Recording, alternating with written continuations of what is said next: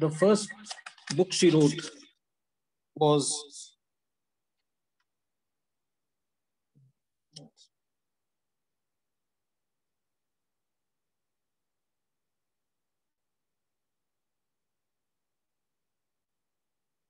The Garden of Kama, published in 1901. Later, it was published as Love Poems from India. And she claimed that these are translations of Indian poetry. But people who knew her knew that no, these were not translations of Indian poetry, these were her own work. And she chose the pen name Lawrence Hope. And it's quite revealing that she had to choose a man's name because her poems would have been considered unsuitable if it was revealed that the writer is a woman. I mean, the times, those Edwardian times. So, according to a writer named Virginia Jealous, who lives in Australia and had spent 2 weeks in Mhow, researching the life of this poet, Lawrence Hope, in 2015, October, exactly 5 years ago. According to her, several cracking poems have stood the test of time, but many appear fantastical and absurd to 21st century readers. Take the premise of A Free Thee Love, where a betrayed husband's response is first to kill his wife's lover, then to tie her to a bed and have his way with her before and also quite possibly after slitting her throat.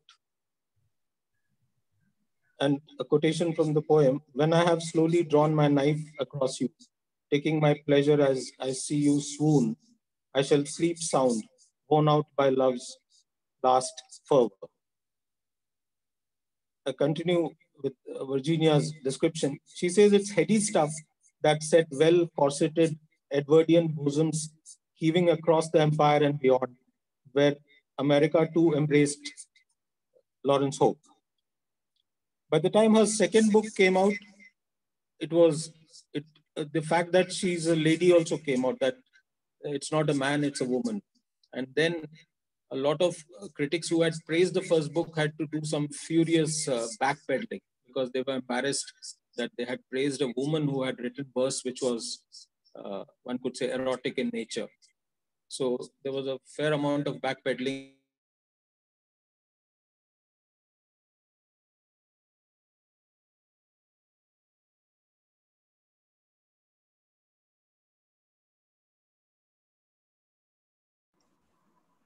Can't hear you. We can't hear you. I think we lost him. Is it okay? Can you hear me now? Yeah. Dev, do you have earphones with mic that you can put into your phone? I had it, but I don't know where I kept it. It was problem. I just checked. Okay. If it's handy, you can use it. Otherwise, it's fine. Give me a minute, I'll quickly get it. Maybe it will be better with that. Yeah? Yeah, okay, you can look for it. Meanwhile, I'll just show others maybe read a verse from her book. Right. So this is actually I have a book. I didn't realize that they were going to talk about Lawrence Hope, which is how I knew her as. I didn't know the original name was Violet. So this I bought online. It's titled The Garden of Kama and Other Love Lyrics from India. Now, if you were to read this book, it will be very difficult for you to believe that it is not, there are a lot of these poems from old Indian texts which have been translated into English. And this book looks like a translation of an old Indian text. When you read this, it doesn't look like an original work. It is very much like Sanskrit, which has been translated to English. So to think that it has an original work, and especially written by a white woman, it is very surprising. So I didn't know that. So he's talking about this. Can you hear me now? Yeah, much better actually. By the way, Hema, even yours is echoing, huh? Mine is echoing. What? No, it's not. Hema's is not echoing now. Okay. Dave, let's hear you Yeah. now. Let's see if it's echoing. Is it better now? Much better, yeah. Okay. Let's hope it's Recently, 2 years ago, Andrew Whitehead, while writing in the BBC, had mentioned that, I quote, some of her poems are deeply transgressive, addressing not just gender and race, but betrayal, harm, and the erotic in ways which we rarely associate with that apparently straight-laced Edwardian era, whether this was fantasy, exotic fable, or based in part on experience, we just don't know. So one of the poems from her book was converted into a song called Kashmiri Song, or Pale Hands I Loved. It's a very famous song. I'd like to see if I can share it on the screen. Can you see the screen? Yeah, we can see the screen share. Yeah, okay. Let me see if I can go to the next page. Yeah, we can see it now.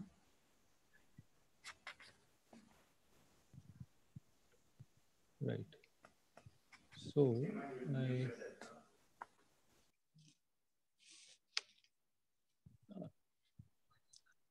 only thing is I've never used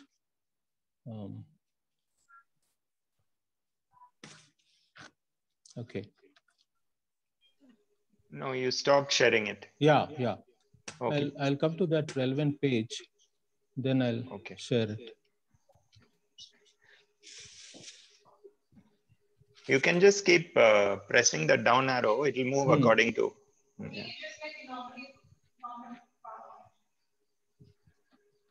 Yeah.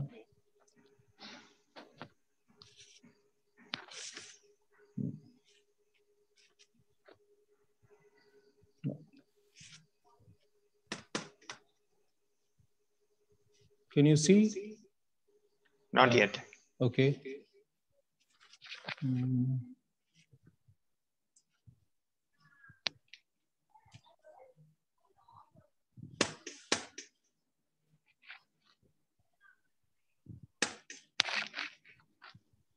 Okay.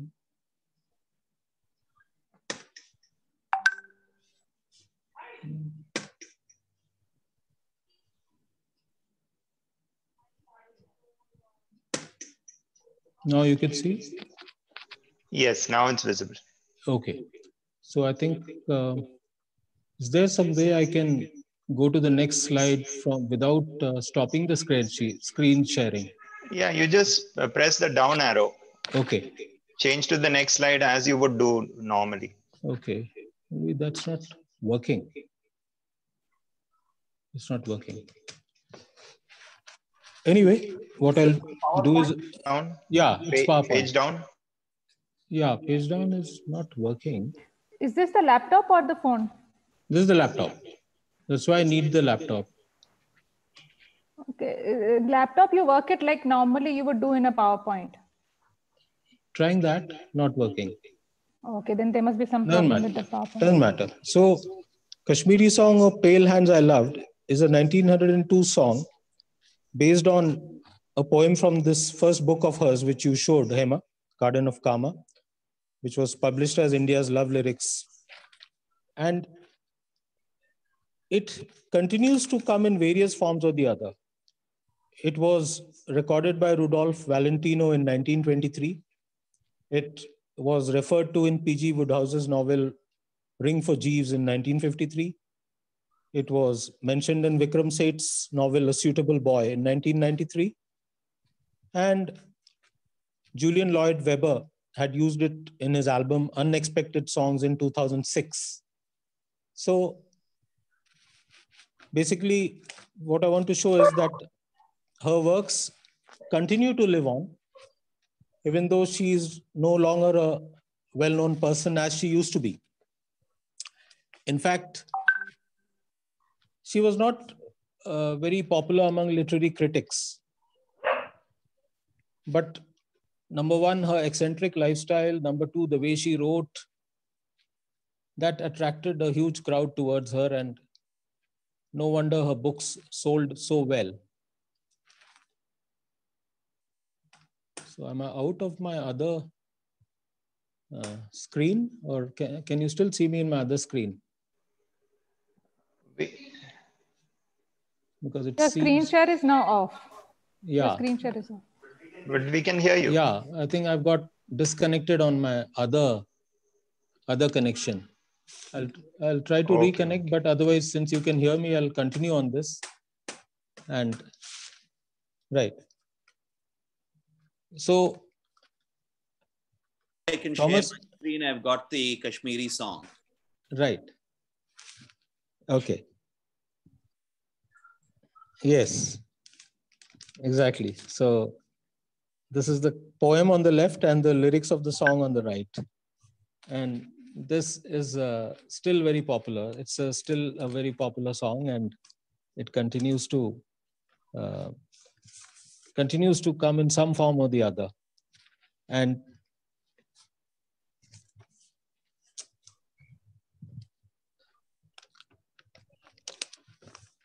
in his notebook, Somerset Maugham described the gossip that followed the revelation that she's a lady. And he wrote that this gave me the idea for a story which I wrote 40 years later. It's called The Colonel's Lady. And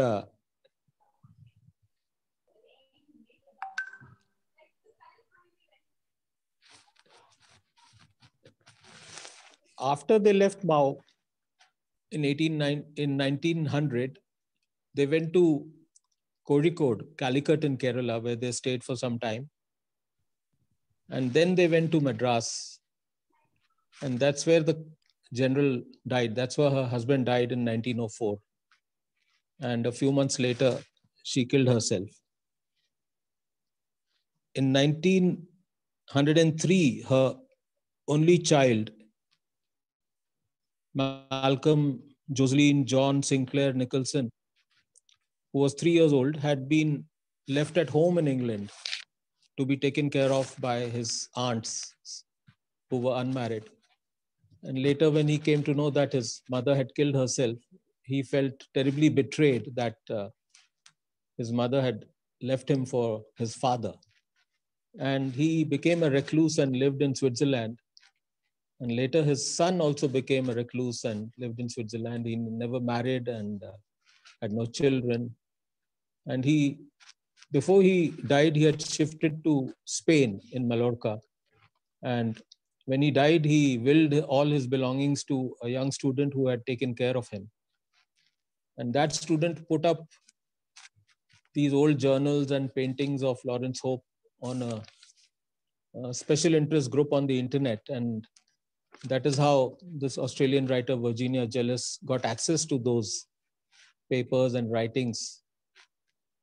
This is in addition to her famous works, which are published, but this is in addition. So she could get a peep into the mind of Violet Nicholson, because nothing is known about her. People are just trying to add jigsaw, like a jigsaw puzzle. They're trying to add facts based on her writings and based on hearsay.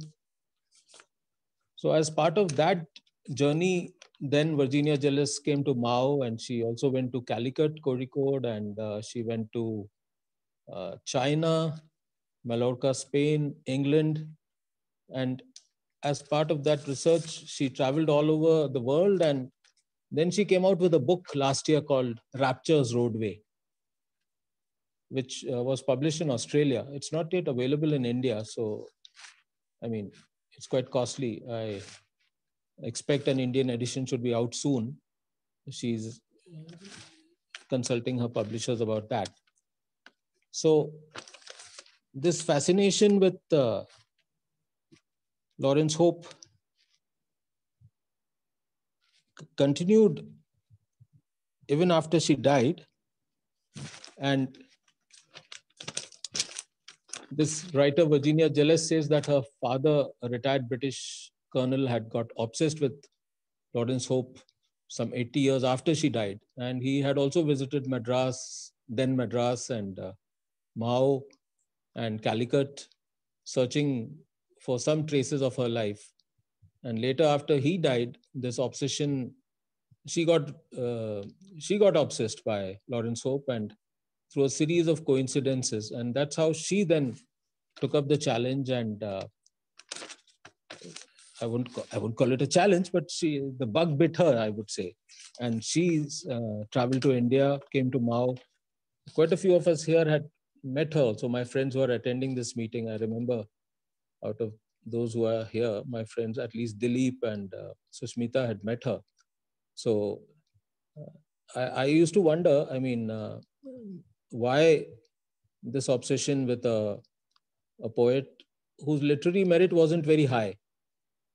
But as I read about her, I read about how she broke convention, how she shocked people with her open lifestyle, how her husband supported her, in fact, made her more creative with his support and his encouragement.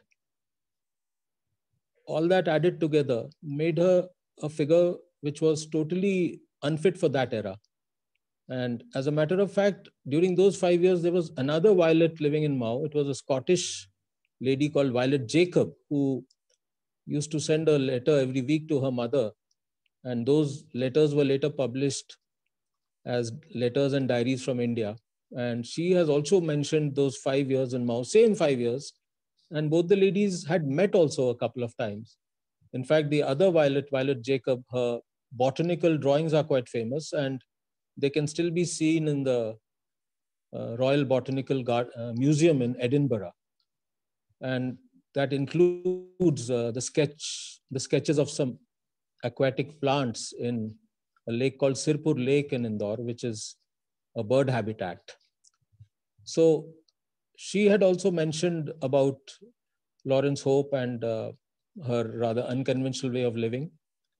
And when Virginia Jealous discovered those diaries of the archives of Lawrence Hope in Mallorca, Spain, she also discovered some newspaper cuttings about a Bengali British producer who had come all the way from Hollywood in the 1950s. In the 1950s, he was planning to make a movie on Lawrence Hope, but somehow it never saw the light of day. But he had traveled to Indore and Mhow. So in 1953, he met some very senior citizens who had memories of Lawrence Hope and how she used to scandalize Indore society when sometimes her husband and she would drive over to Indore to attend church, 15, 16 miles from Mhow. So this, actually what I've discussed with you is part of a much larger project which I'm doing on Lawrence Hope. And so I have taken out some of the portions which I liked and shared with you. And you must have got some idea about this creative lady, this positively eccentric lady. Yeah, the name of that Indian film producer based in London was Bishu Sen. Bishu Sen. And he had decided to make a film, but somehow that had not come through. And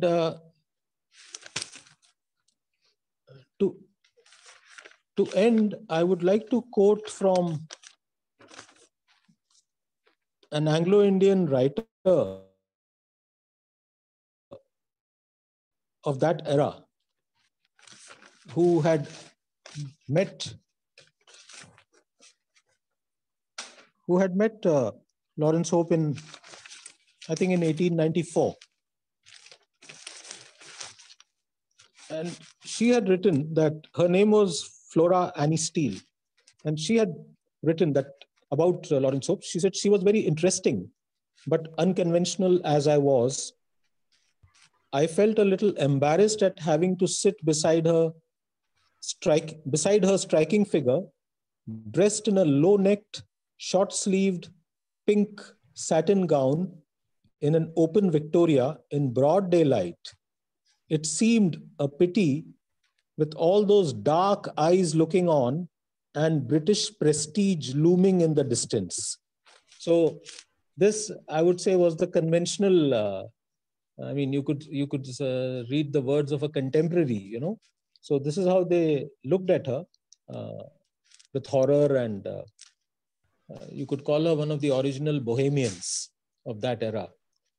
So this was basically a brief glimpse into the life of a very unconventional lady.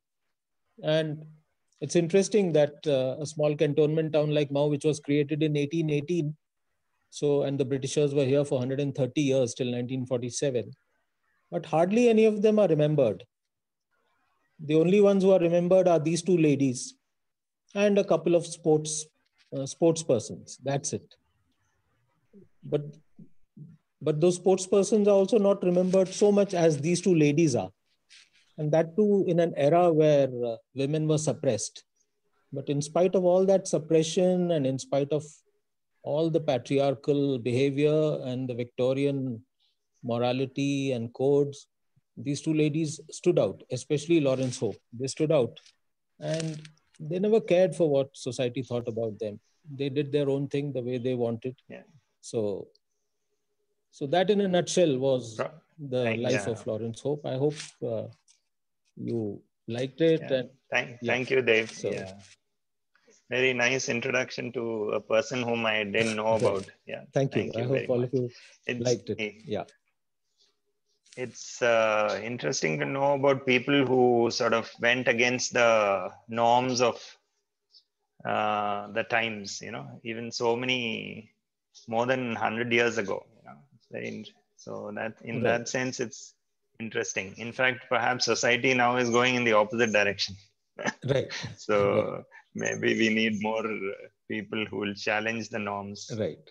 That's true. That's true. And of course, a lot of material is available on her on the internet. And as luck would have it, Hema had her book of poems. So has her book of poems. So that actually, what I was saying earlier, there's a very small poetry, about 4 lines. I think I'll read it. Yeah, yeah. Because, you know, the Murli Mohan sir and all, I mean, so you all know about Bharatiyar's poems, right?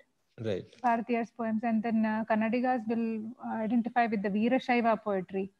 Right. They are all, when I read this, it really reminded me of that. So to find out that this was a Memsahib who wrote it, it was like mind-blowing. I'll just read a few lines just to show you how it could easily have been a translation from a Sanskrit poem. Right. You are my God, and I would fain adore you with sweet and secret rites of other days. Burn scented oil in silver lamps before you.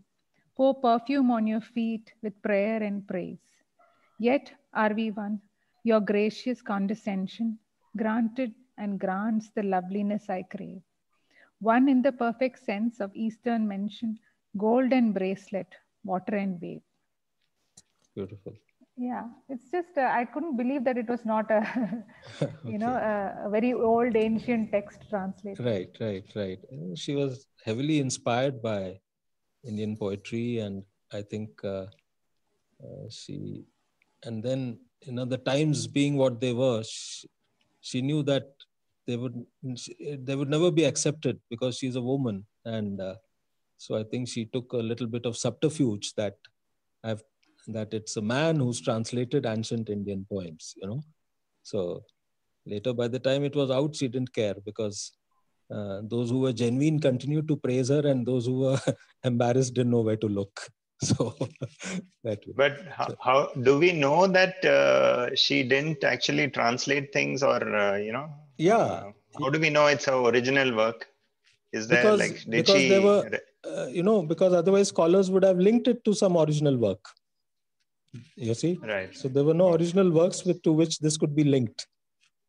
You know, Right, it was right. heavily inspired by Indian poetry. Also, there are different tones. Like Right. this is like say this could easily be a Bharatiya text translated. There is another one which is like a Sufi poetry Exactly. with Exactly. Muslim overtones. Or Right. so it's all Right. very different. There's so many like Very correct. this is like a huge collection, and they're all Right. very different. Kashmiri Very- song is very different. Very correct. Very correct. Her childhood in Lahore, and then the 3 years she spent with her husband in the Northwest Frontier province. So, and then, the British notions about what India was. So all that combined, I think her work shows elements of all that. And I mean, today, even in those days, if some Indian scholar had gone through it, maybe he or she could have detected it. But then this was written in English for an international audience.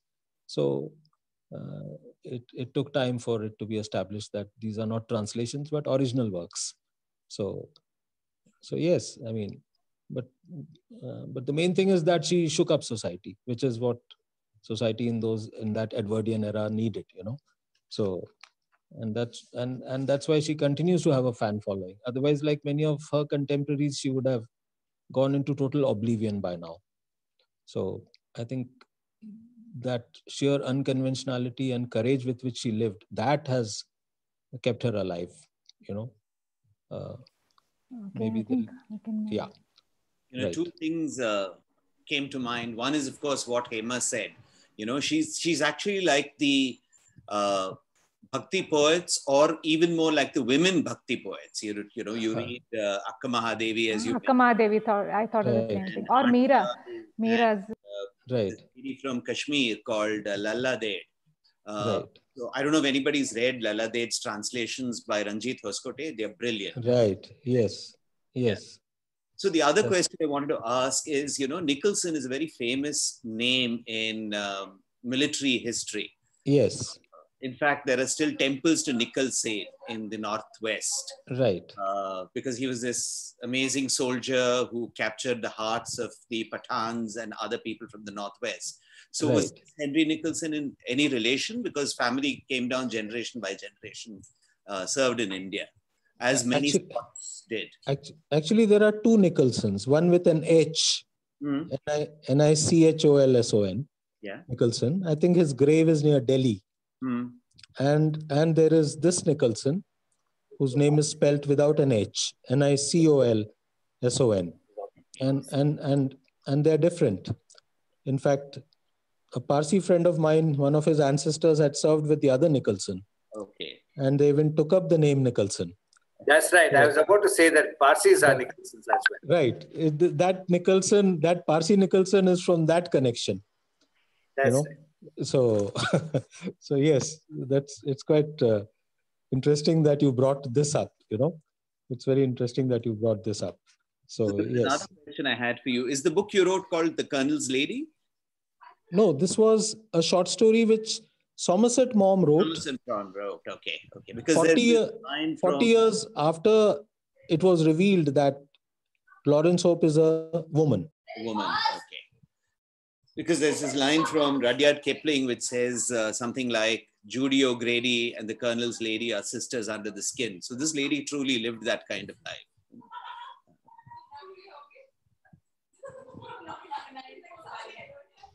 Dave, okay. Dave, can I go ahead? Dave, any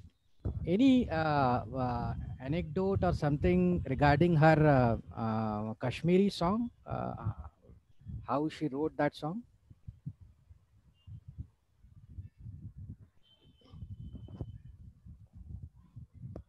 Hello. Ashish, but the question was for Dev, right? Yeah, it is for Dev. Dev, can you hear that question? Can't hear anything from Dev. I think we have lost him.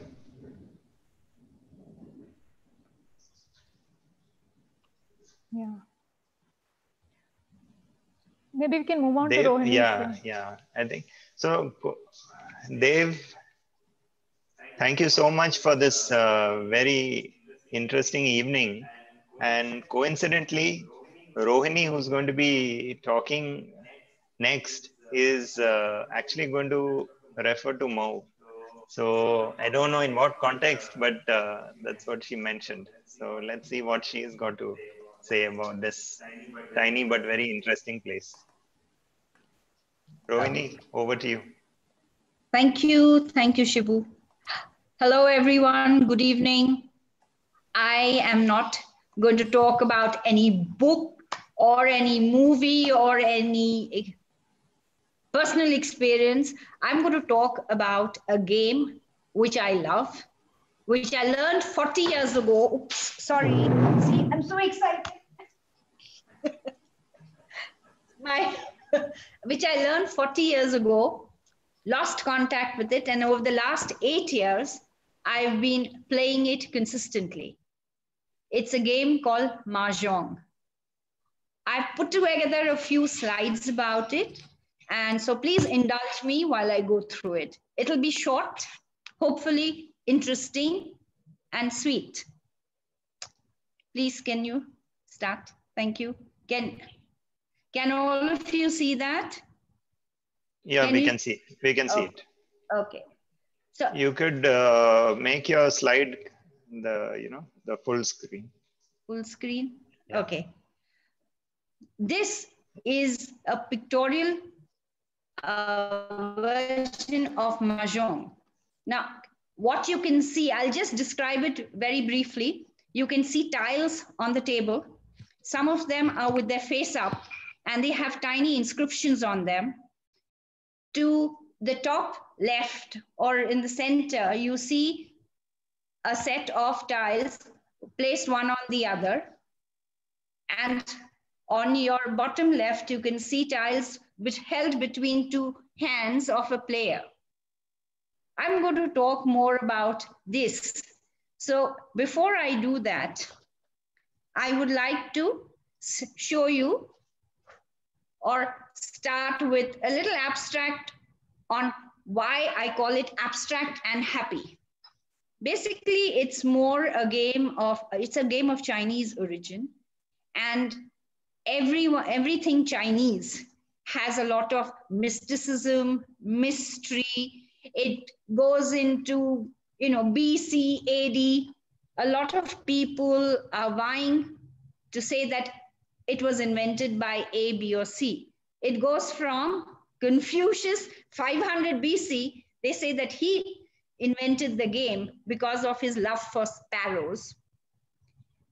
Or they say that there was a captain of a ship in the 1800s who invented this game to keep his sailors awake at night while they were on duty, doing night duty. So it really goes from one swing to another. Yes, 1800s say there is evidence that it was a game of Chinese origin. It started as playing cards with a few figures on it. It was a basic number of cards, maybe 15, 20, then it went on to 30. And then now it's become into tiles. The reason they say it was made into tiles is that a sailor, while on board a ship, the cards would fly off their hands because of the breeze. So they said, we need something more solid. So they came across, it kind of reinvented itself as a game of tiles. Another thing, because it is of Eastern origin, it is very, very ceremonial. The game is very simple to begin with, but there is ceremonies because it takes a long time. You start with tea. It's almost comparable to the English afternoon tea. You start with a drink, you start with, meeting people. Then there are ceremonies about how to seat people. Who will start the game? Who will shuffle the tiles? And even when you are playing, when you play with stakes, how do you, if a person wins, how does the winner collect his winnings from the others? So it just goes on. When I say game costs, I'm talking of the cost of the set. It could be as little as, 7,000 rupees, because now it's in plastic, or it would go to unbelievable amounts because the sets are made of ivory, they're made of bamboo, wood, and if it is old, it's like chess pieces, a chessboard which is ancient. It has that antique value. When I talk of high rollers, I'm basically talking of because you play with stakes. You can start with minimal stakes and go on to massive amounts. Because I have seen it personally, so I know. Just remember these 3 words of strategy, skill, and memory, because I'll keep coming back to it. I'm just going to start with a movie, a 2-minute video clip to show you how it is played. Please, can you? Thank you. Crazy Rich Asians, is it? Yes, it starts with Crazy Rich Asians, but just a wee bit.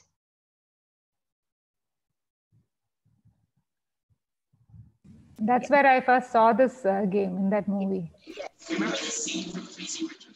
Yes.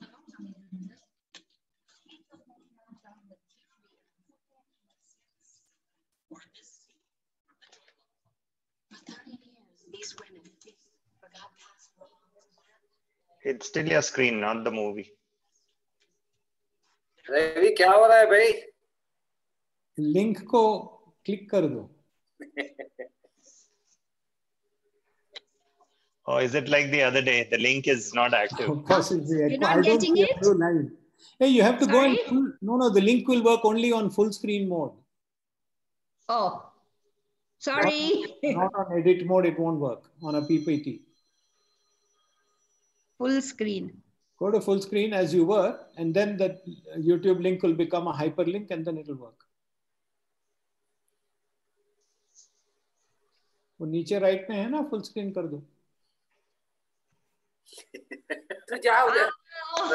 Just walk across is easier. Ouch. One second here. Okay. I think panel, the 4th thing on the right or the 5th thing on the right from notes. Click on that. Don't fret. This thing with you saw how chilled out Dave was when his audio video was going all over the place. So chill, Dave. Okay, I'm chilling. Hey, now tell me, I'm still struggling. Where full screen?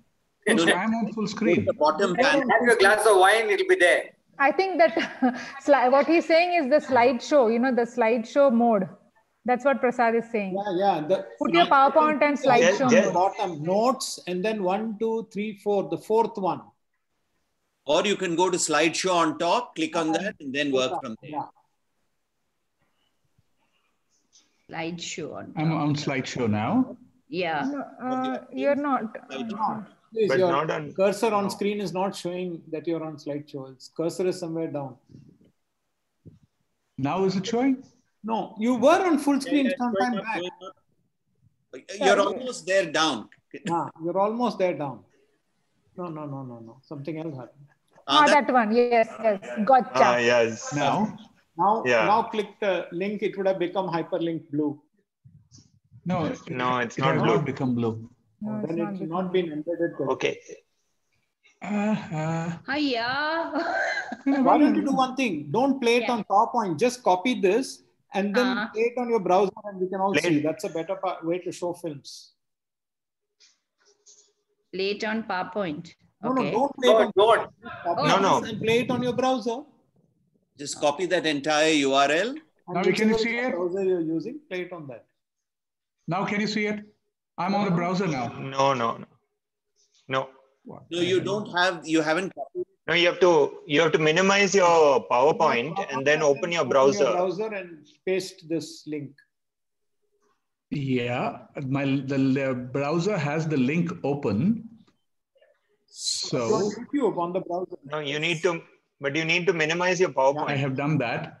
But we are continuing to see it. So there is some. Maybe you should just go off share screen and come again, because the memory of your old share screen is showing. All of us are still seeing your PowerPoint. I have. Remove the share screen once and come back. The share screen once. Yeah. Share and then now share. Now when you look at share screen, you will see multiple options, and you get the YouTube option. We'll all see. Just share that screen.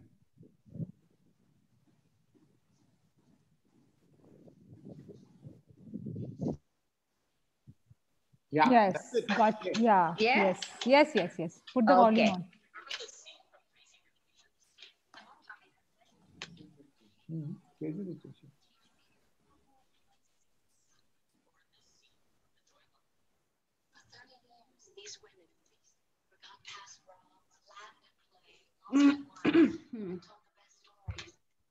They're all playing Mahjong, a Chinese tile game that's over 100 years old. It's fast-paced, very competitive, and sometimes involves money. The goal is to create matching sets of tiles. And because there are 144 tiles, there are many variations. There's even an American version. But today, we'll teach you a basic version called competition Mahjong, which is used in tournaments all around the world. This is what we should get. How to play. Here's what you'll need. 4 chairs, a table, 4 people, and a Mahjong set. At first glance,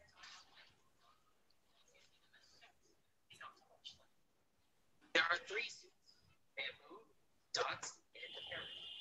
Each suit contains 4 sets of tiles, numbered 1 to 9. Then there are 16 wind tiles and 12 dragon tiles.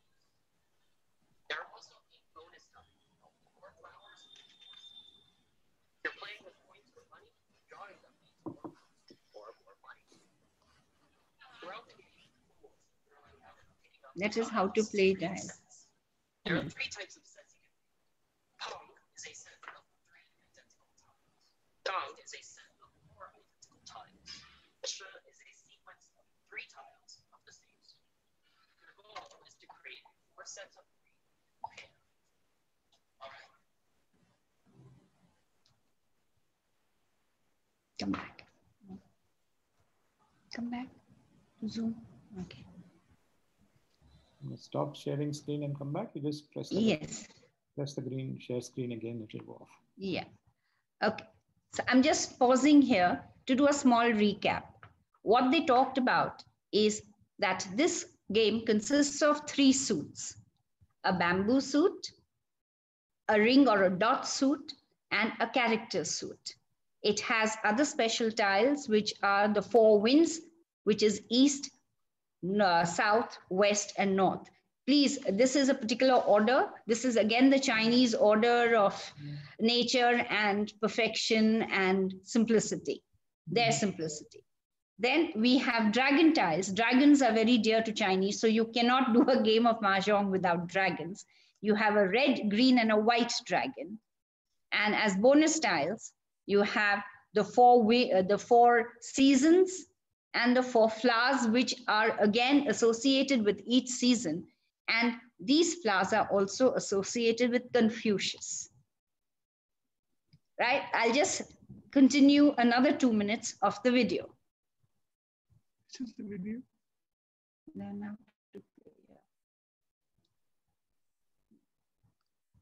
That's all you need to know. Let's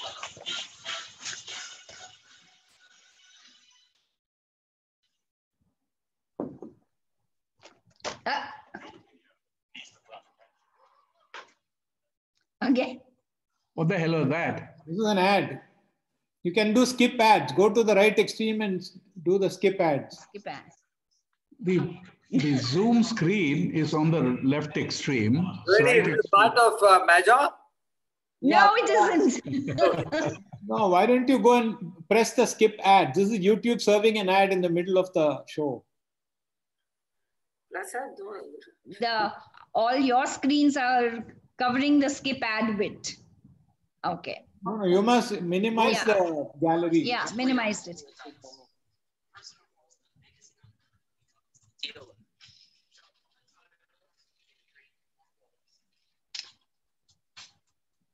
This becomes the deck where everyone draws tiles. Each player gets 13 tiles, but the dealer gets 14. It starts the game. The next player, the dealer's right, takes 1 from the draw pile. Has to pick 1 out to throw out. You could keep playing the game this way, but it'll get pretty boring. Until you hear this. So what do these mean? Remember those sets we were talking about earlier? You can make those sets by stealing tiles from the table. you have two of these tiles, and you notice another player throwing out the exact same one. You can take it and shout Arbors and reveal the triple. Keep them because you'll need them later to win. But you can only throw them as soon as someone throws out the tile, and you have to shuffle. So don't zone out. But say you have these two tiles, you want to make a sequence. You can only steal that tile that completes it if the player on your left throws it out. That's called triple. Set the triple aside, and then throw out a tile. And what if you're lucky enough to have 3 of the exact same tiles? If someone throws out the 4th one, you can make a complete set.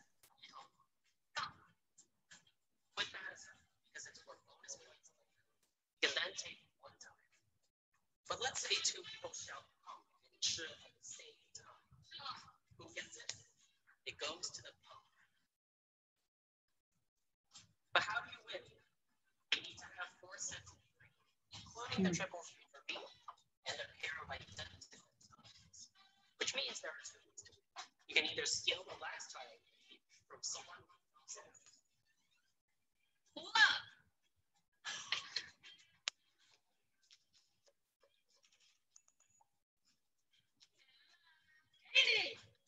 Or draw from the deck. That's called a triple.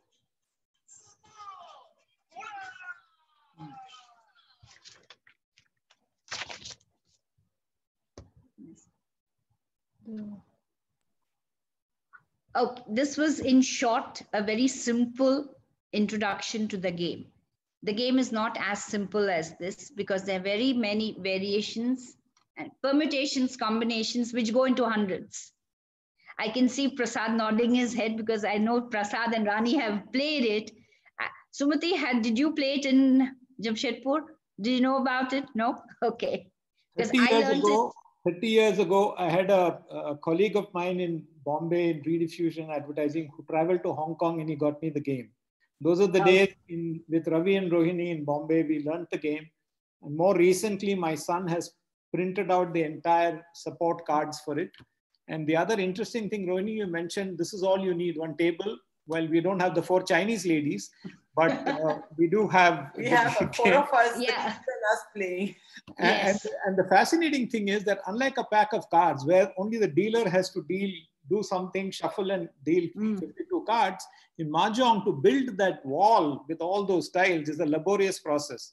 So the most exotic gift you can think of is that there is an automatic table and a wall builder, which is available online. Yes. It costs a packet, where all you do is you put all these many hundreds of tiles and then press a switch. It will sort of shuffle, build the wall, and you're ready to play. Somebody can. Anniversary is coming to set. Hello, my birthday. Okay. I just wanted to share a few fun facts about it, which I don't think the video talks about. The game is full of symbolism, starting from the numbers in each suit, the one of bamboo and the one of dots and the one of character. Each has a significance in Chinese philosophy. The 3 dragons they are representing, the red one represents life, blood, which is the flow of life. The green represents that nature. And the white represents purity. So the dragons and winds are given a lot of importance. If you remember feng shui, all your house building and what have you, it depends on the wind direction or, the directions, north, south, east, west. Similarly, here in the game, east plays a very important part. And why we shuffle those cards like the tiles as we saw?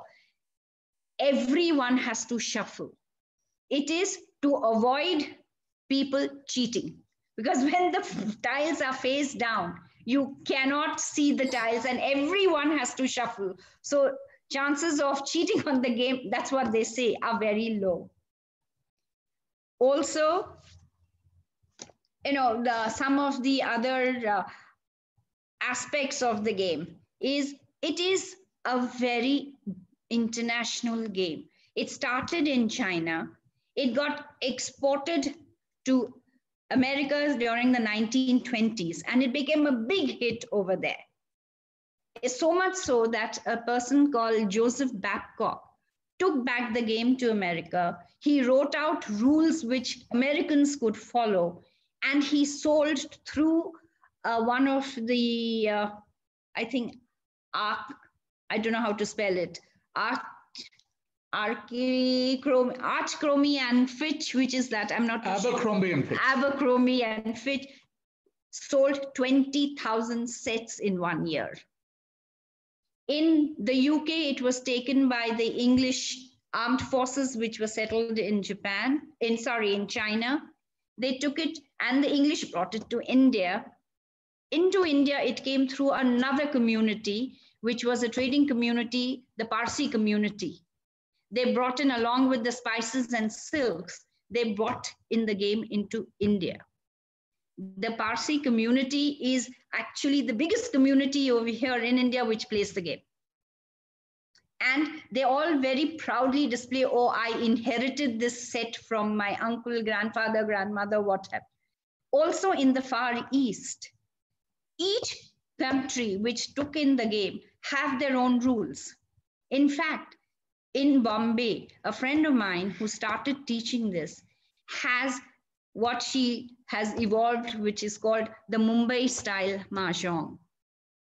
It is funny that it was a game of the masses in China, which was banned during the communist regime because it seemed to encourage gambling.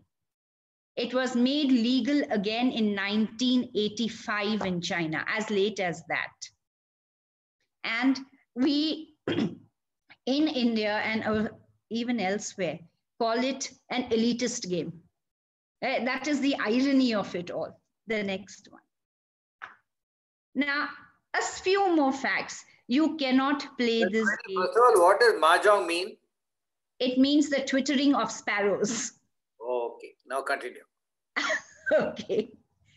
You cannot play this game slowly, quietly. You cannot be very correct about it, because every time when you discard a tile or throw a tile, you have to speak out what it is.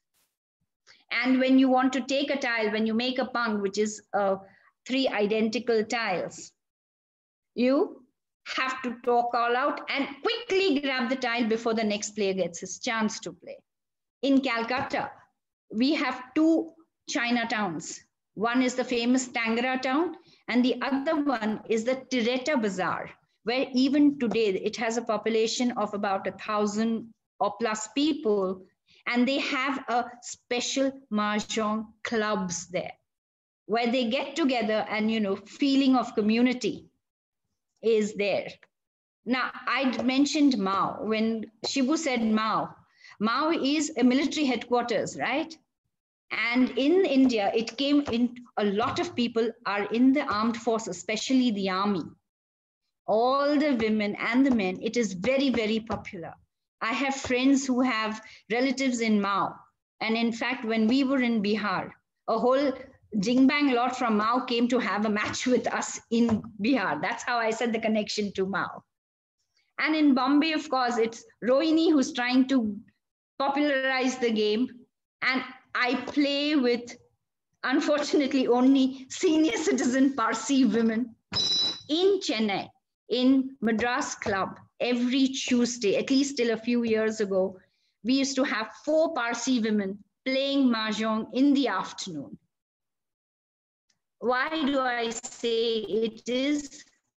Go back, please. Thank you. Why do I say it is a game of strategy, skill, and memory? There are 144 tiles to be memorized. When you play, you have to look at your hand. You have to be skillful enough to make your hand into a winning hand. You have to use strategy because you have to see what others are discarding and how you can make your own hand possible. There is a lot of romance and there is a lot of philosophy, and it is just the romance of the game. And the tiles look so beautiful because they're all hand carved and hand painted. So I have a great passion and love for the game. That's it. I'm not going to go anymore because I can just go on, and I think we're closer to the time. Okay, now I'm going to do a small quiz. So please get off your mute Okay. So name the suits. Anybody? Hey, get off the mute. Bamboo. Yes. Then Number. rings. Flower. Yes. And Ring. and characters. Yes. Now this is a twisted one sent by Ravi specially. Hide your rack. What does that mean? I didn't mention it. Don't show the things that you Yes. have. What you could be making. Well, that's a straightforward answer. Thank you very much. I will not ask more. Which game that we know of is closest to Mahjong? Gin Rummy. Gin Rummy, yes, Rummy, correct. And what happens when you shout Pong? What do you mean? You've made a set. Of? Huh? Of 3 or 4. 4. No. Of 3 identical tiles. Of 3. And 1 pair. 3 identical. So when And do we this is play this, because- Rohini? Sorry? When do we play this at Arbors? She hasn't got Whenever I have this, I don't sure if I have the set. Ronnie has a set. We have a set. We can do a few coaching sessions and then we can all play. Absolutely. Okay. Four can play on one Sorry? table. You have to be essentially a senior lady, only then you can play. Senior ladies of which community? I love that community. Drag queen community. But we'll make it Now Marathi. why have you taken that off, darling? Yeah, good. Why did you take off the last slide? It's okay. There was a number. You tell Yeah, them the okay. number. I'm going to send you all the number that you just saw. Okay? Maybe you can show it again so that I can speak. Otherwise, it will be difficult. मेरे life को tension क्यों Tension दे रही हूँ बस. Why did you take it off? That's why. You do this yourself next time onward. Don't get me involved in all this. There are 14 numbers I there. know. I told her to manage her own slides. This is too much. Ravi, बिना बोले कुछ मत करना. दिख रहा है अभी? Now these That sounds a prescription for happy 14. 14 numbers. I'll send it on the literary group. Shibu, just memorize it for me. No, you don't have to memorize it, darling. These are, like I said, all the tiles are numbered tiles. These are the numbered tiles of one suit that you have. Say the bamboo suit. You have 14 tiles here.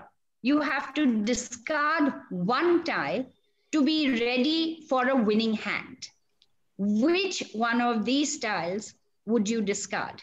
So Rohini has this set of diamond earrings which she never wears. Anybody who comes up with this answer, she has promised to give it to her, gift it to that person. Okay. There are multiple answers. Please understand there are multiple options, but you have to give the best possible option. Remember, the game consists of 4 sets of 3 and a pair. 3. 4 sets of 3 and a pair. So which you took off the number? You will not. Can we go back to screen share? 3. No, it's difficult to answer. I can see Prasad's mind working. It's difficult to answer. Oh, Prasad is Three. Googling Show it. them number. Now show them the number. Okay, leave the Prasad is number. Googling it and he's got a connection. If Shibu wins it, I get the diamond ring. I'm already walking towards Rohini's house to get that diamond. There is also sequence. Numbers. Understand 4 sets of 3. It could be a Pong, which 3 is or 3 4. identical. Two. 3 or 4. 6. 7 and 8. Now all are we said all the numbers. No, you have to make it. You'll have to send me the answer. Like, how would you be ready for a winning hand? Then you make Binny in charge of. Yes. You to Binny. He's very good at moderating this puzzles. I haven't understood the first part of the game, Yeah, so you have to- I'm not going to get the answer. You have to see what is on the table also, no? Or you don't have to see that. See, Shibu, you have not understood the game. No? Just keep your mouth. This is last hand with 14. You can discard one. 14 tiles, you have to discard 1 tile to be ready for a winning hand. Yes, Prasad? No, we'll send you the answer later. Yeah. Age of Okay. 5. Thank you very much. I hope I can teach I just want to add a lot to what of people. I want to add to what Rohini said about sparrow. While it means the twitter of sparrows, and that was because in this loud and noisy game, the shuffling of the tiles reminded people of the sound that sparrows make. That's how the original word was. The Chinese Mahjong game, yes. Is that the way Twitter came? Yes. Not the word Twitter, but Yes. the Chinese word for Mahjong comes from the Chinese word for sparrows. Prasad, Okay. thank you. Thank you, Thank you, you, Rohini, guys. for Thank you. introducing us to this. So Very what, good. for this Diwali, we are going to have Mahjong instead of Teen Patti, is it? So that Ravi can make his money? No, thank you. No, thank you. Teen Patti is good. No. Only 4 people can play Mahjong. Song is in phase No, 3 Mahjong after is the 14. Parvola. Too much brains. You'll have to. Rohini, that was excellent. That was excellent. Thank you. Okay. Thank you so much. Good, Thank good, you. good, very good. Teen Patti is also Okay. good. A lot of noise you can make. Yes, you can make a lot of noise. Yeah. Okay, Thank Dev, you. Dev, thank you for your contribution. Rohini, thanks for that lovely introduction to Mahjong. And I think we'll Thank say you. good night. Thank you. Thank you. Okay, So bye. thanks, Good Devan. night, Bye. Thanks to Dev's friends also for hanging on for so long. Yes, thank you. Thanks Thank to you. Thank everyone. We hope you Yeah. enjoyed it. Thanks for Oh, joining. yes. Yes. Bye. Bye.